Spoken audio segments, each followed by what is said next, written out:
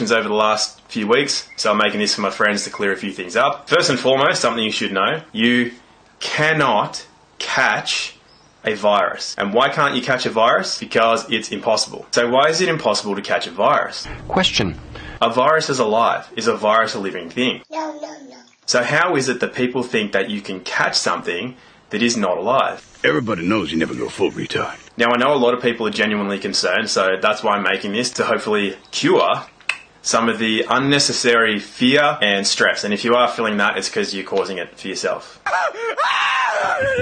And just so you don't think I'm sitting here making stuff up, I'll quickly tell you my background so you know how and why I'm telling you these things. I was one of those kids that could read and write before I even started school. I knew my 1 to 12 times table before other kids even knew how to open a book. I won academic scholarships at 2 expensive private schools. I did 6 years of science, which included medicine. I did 6 years of natural health and medicine. And I spent 3 years solely looking into the nature of viruses, bacteria, protozoans, fungus and parasites. And as a practitioner, I treated myself and a number of other people successfully long term for conditions of the same. And when I did my last IQ and aptitude test, I was taken into a separate room and I was interrogated to see if I cheated. And more than anything, unlike Google and Facebook, I don't have vested financial interest dictating what I can say, and I don't have shares in vaccine companies. So what is a virus anyway? Well, a virus is nothing more than a solvent, and these solvents are created within the cells of the body. This is why you cannot catch a virus. Viruses are created cellularly. Now, the body can create hundreds of thousands of different viruses at any time. So why does a cell need to create a virus or a solvent? Created in response to the built-up toxicity that we have in our bodies. So how does a cell become toxic? Well, a lot of people have spent a number of years putting shit in their minds and shit in their body. A lot of people think that it's just totally fine to eat supermarket food, you can microwave it, just get flu shots injected into you every year, just drink your tap water. You know, people that go after organic food are tinfoil hat wearing boogers. The thing is that nature doesn't care what you believe. You can believe that any of those things are true, but nature doesn't care what you believe. So a lot of people have asked me, what is a flu? Well, a flu is a viral detoxification or a cleansing. A cold, on the other hand, is mostly bacterial. And for the most part, what needs cleaning out of the cells are environmental toxins such as heavy metals, plastics, any kind of environmental industrial pollutants, the chemicals that you use in your home to clean things with, things you put in your body, and so on and so forth. Now, a virus does not attack cell tissue. What happens is that as a virus, which is a solvent, breaks down the toxic residue within a cell, it creates essentially a toxic waste. So that's why you'll feel shitty if you've got a viral infection. And what can happen is if there's a lot of shit in your cells, you're going to create a lot of toxic waste as that virus breaks it down. So what happens is that if there's too much of it, it can actually cause cell damage, and in extreme cases, it can cause cell death. So there is actually one way that you can catch a virus, and I'm going to tell you what that is in a minute. But you've got to learn a bit about the nature of viruses before I can tell you how you can catch one. But millions of people are dying, and you can catch some bat flu off of a counter or by being around your friends. 'Cause if we keep buying, then they'll keep selling the lies. A virus is specific to specific cells in the body. So somebody with hepatitis, for example, which affects the liver, does that affect the heart? Do they have lung problems? Do they have brain or gonad problems? Likewise, a virus that attacks the lungs will not affect the kidneys. It's because the virus is specific to specific cells in the body. So because a virus is not transmissible within your own body, it should make sense that a virus is not transmissible between people. And it's especially impossible for a virus to make the jump between species.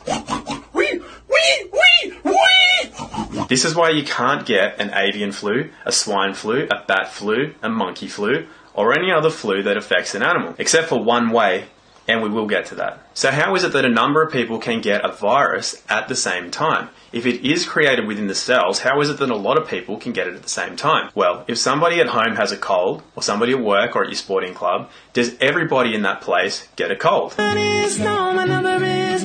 You know that the answer is no, despite the fact that a bacterial infection can be contagious. And why can a bacterial or a fungal infection be contagious? Because they are living things. A virus, remember, is not a living thing. So how is it that a number of people can get a virus at the same time? There is an intelligence that runs through all of life. It's why seeds know when to germinate. It's why animals know when to mate or to hibernate or to come out of hibernation. So the body knows when it's a good time to undergo a cleaning. And it knows when it's a good time from the environment and climatic conditions. This is why a number of people in the same area can undergo a viral detoxification. But again, does everybody get a viral detoxification at the same time? No. You already know that the answer is no. So why is that? Well, they may have already undergone a recent cleansing. They may just be very healthy people, and they're always watching the way they eat, the way they think, the way they move, the way they sleep. The intelligence that runs through all of life means that that body knows that it does not have to undergo a viral detoxification at that point in time. Additionally, our bodies all talk to each other, particularly our immune systems. This is one of the ways that we're attracted to the opposite sex. We can sense their immune system. It's how we know that we can create a genetically diverse offspring that will have the greatest chance of survival. We sense another's immune system partly by scent, and this has been taken away quite a lot in modern life. Things like perfumes and colognes, and especially when women go on the pill, it can affect their ability to sense a man's immune system. This is why some women come off birth control when they decide it's time to have a baby with their partner, and they smell them for the first time, and they realise that they're actually not attracted to them. And while I can't condense more than 10 years of experience into a short video, hopefully that's enough to show you why you cannot catch a virus, and you can start asking some good questions, such as, what is this coronavirus really about? Well, a lot of people were sus on this from the start for a number of reasons. Not everybody buys into what they hear from the media. And recently I saw a video from a guy who was clearly able to use his own brain. He asked a couple of good questions, and those questions led to the finding of vaccine patents. So what you can do is you can look up these patent numbers right now. First one being US 200-625-7852. And when you look at that, you'll see how long ago coronavirus was patented. Now here's a European one, EP 317231-9B1. And that one you'll find to be a vaccine patent, which was funnily enough just approved in November of 2019. When did we start seeing coronavirus? So I guess it's time to tell you the only way that you can actually catch a virus. I got a boner. The only way that you can catch a virus is by having it injected into your bloodstream. So remembering that viruses are created cellularly as a response to your internal environment, which means, yes, taking responsibility for your thoughts, actions, and beliefs, all beliefs being a form of ignorance, because you know if you have to believe something, it's because you don't know. So how can a human get a virus from a pig, or a bat, or a bird, or a monkey? Remembering that viruses used to be blamed on other races, such as Mexicans and Spanish flu.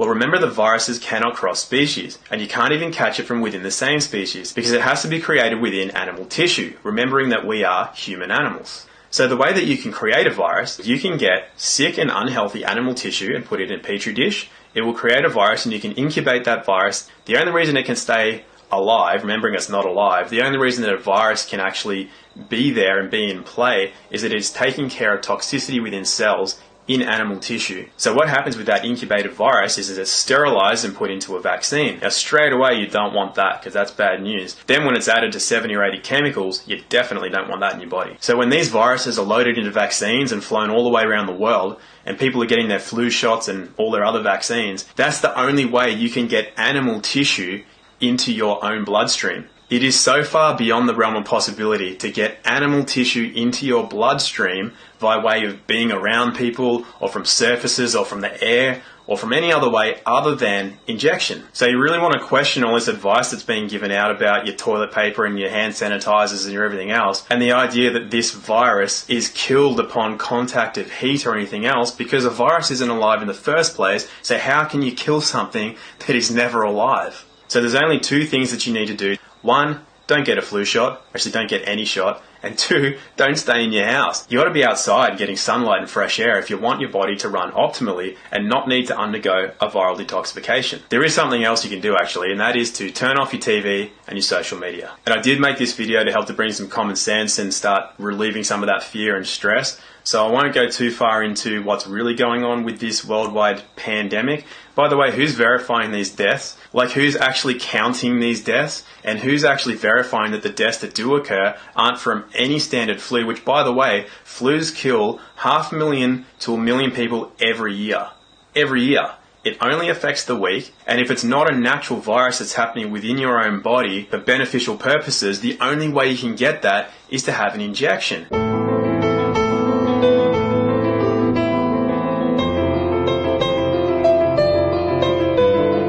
So instead of thinking you're doing the right thing by using all the correct words like COVID-19 and self-isolating and social distancing, and instead of staying indoors like a self-indulgent cactus, washing your hands like it's going out of fashion and humping doorknobs, Farting in bathtubs and laughing your ass off. and dictating to other people what they should be doing with their lives when perhaps they're just immune to media. So guys, if you're doing that, then you're not actually helping anything. What you're really doing is you're laying down, you're bending over, you're spreading your legs, and you're letting the long arm of the system get itself shoulder deep inside of you. You don't know what's going on behind the scenes. Most people have no idea about how the world works, certainly don't have any idea about how the mind and body works.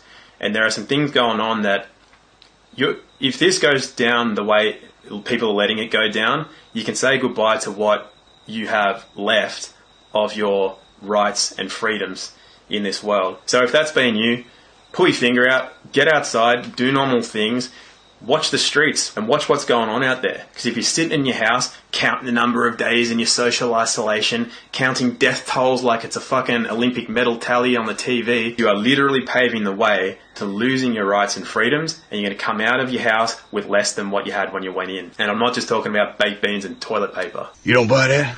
That's Sean Penn, 2001, I am Sam. Remember? Went full retard. Went home empty-handed.